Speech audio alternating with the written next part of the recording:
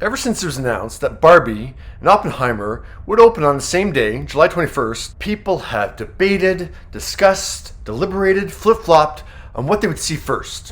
Why?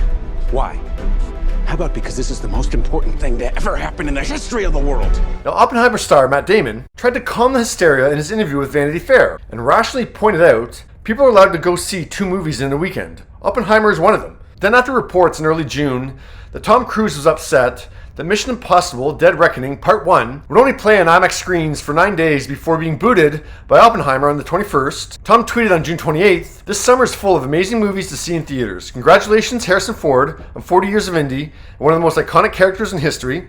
And he tweeted a photo of him and director Christopher McQuarrie holding tickets to see Indy, and continued, "I love a double feature, and it doesn't get more explosive or more pink than one with Oppenheimer and Barbie. But people needed more guidance than this for this mission. What would Tom see first?" asked the Sydney Morning Herald. Tom responded, "I'll see them opening weekend. Friday, I'll see Oppenheimer first, and then Barbie on Saturday." Now, Margot Robbie and Greta Gerwig followed Tom's lead and showed their summer blockbuster camaraderie and tweeted photos of them holding tickets to see Mission Impossible, Indiana Jones, and Oppenheimer. And then, at the Australian premiere of Barbie, a fan showed Margot her self-made shirt that combined an image of Margot and Cillian Murphy, and Margot signed it saying, "Okay, I have to sign it on this side. I hope you meet Cillian Murphy and he can sign the other side." Yeah, I really don't know why people are making such a big deal about this. Clearly Barbie is going to have the bigger opening just based on logistics alone. Like, it's a shorter movie, so that means they can fit in a couple more screenings per day. It's rated PG-13, while Oppenheimer is rated R.